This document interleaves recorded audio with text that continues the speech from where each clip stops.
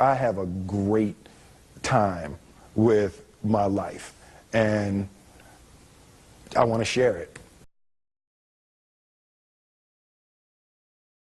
I love living. I think that's infectious.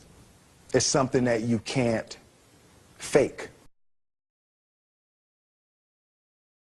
Greatness is not this wonderful, esoteric, elusive, God-like feature that only the special among us will ever taste. You know, it's something that truly exists in all of us. It's very simple.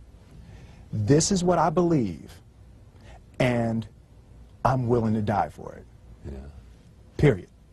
It's that simple. I know who I am, and I know what I believe. I know who I am, I know what I believe. That's all I need to know. And that's all I need to know. So from there, you do what you need to do. Yeah. You know, and I think what happens is we make the situation more complex than it has to be. Because we're looking for complexity. There's got to be something complex to understand. It can't be that easy. No. We didn't grow up with the sense that where we were was where we were going to be. You know, we grew up with the sense that where we were almost didn't matter because we were becoming right. Something greater. The separation of talent and skill is one of the greatest misunderstood concepts for people who are trying to excel, who have dreams, that want to do things. Talent you have naturally. Skill is only developed by hours and hours and hours of beating on your craft. I've never really viewed myself as particularly talented. Where I excel is ridiculous, sickening work ethic. You know, while the other guy's sleeping, I'm working. While the other guy's eating, I'm working. There's no easy way around it. No matter how talented you are, your talent is going to fail you if you're not skilled. Mm-hmm. You know, if you don't study, if you don't work really hard and dedicate yourself to being better every single day, mm-hmm. you'll never be able to communicate with people, with your artistry, the way that you want. So the only thing that I see that is distinctly different about me is I'm not afraid to die on a treadmill. You might have more talent than me, you might be smarter than me, but if we get on the treadmill together, right, there's two things. You're getting off first, or I'm going to die. It's really that simple. One summer, his dad tore down a brick wall on the front of his business and told 12-year-old Will and his 9-year-old brother to rebuild it, a job they said was impossible. It took them a year and a half, but they did it. And he said, now don't you ever tell me it's something that you can't do. You don't try to build a wall. You don't set out to build a wall. You don't say, I'm going to build the biggest, baddest, greatest wall that's ever been built.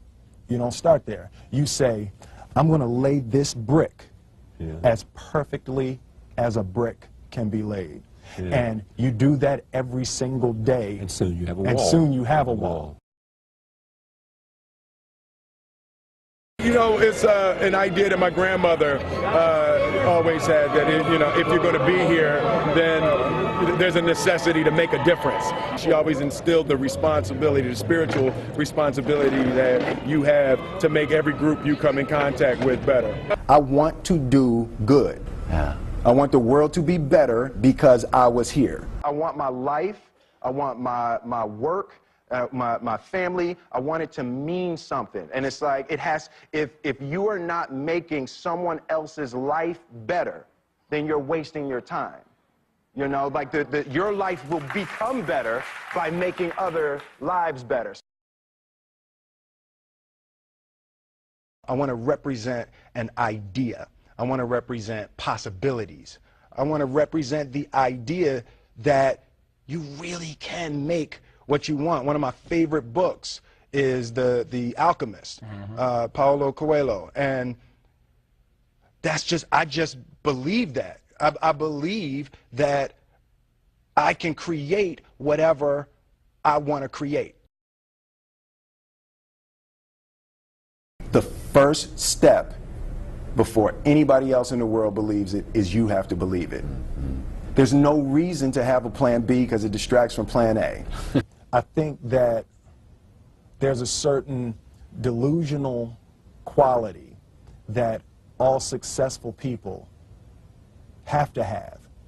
You have to believe that something different than what has happened for the last 50 million years of history. You have to believe that something different can happen. Confucius said, he who says he can and he who says he can't are both usually right.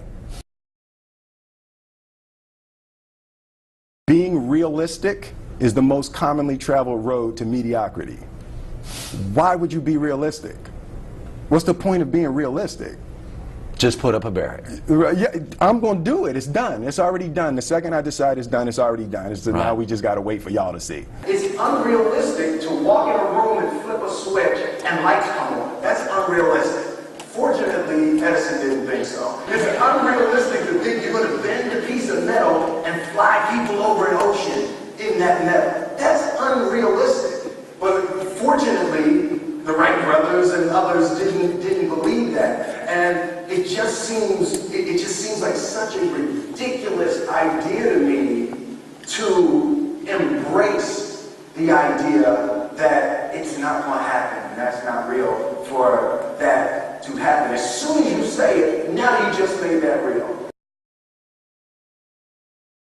Our thoughts, our feelings, our dreams, our ideas are physical in the universe.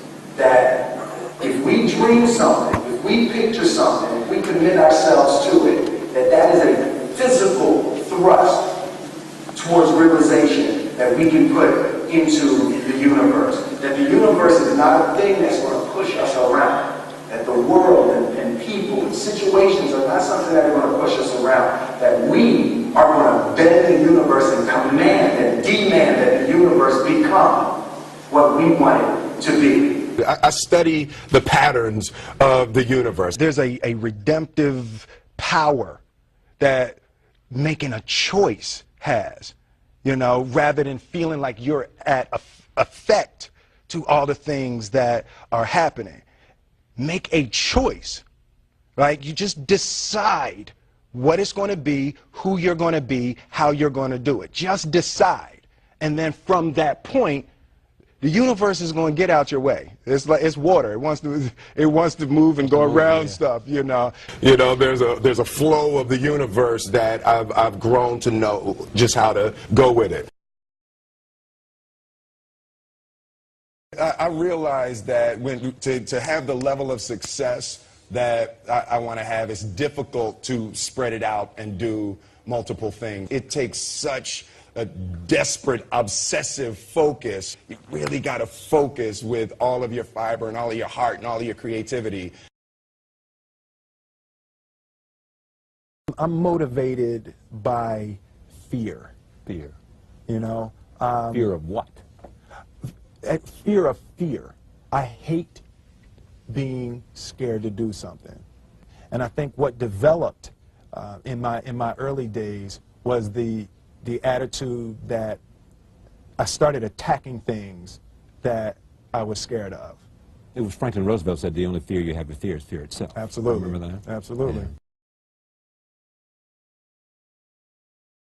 You can't be scared to die for the truth. The truth is the only thing that's ever going to be constant. Don't ever let somebody tell you you can't do something.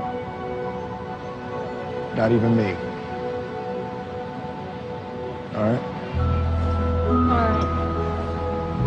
You got a dream, you got to protect it. People can't do something themselves. They want to tell you you can't do it.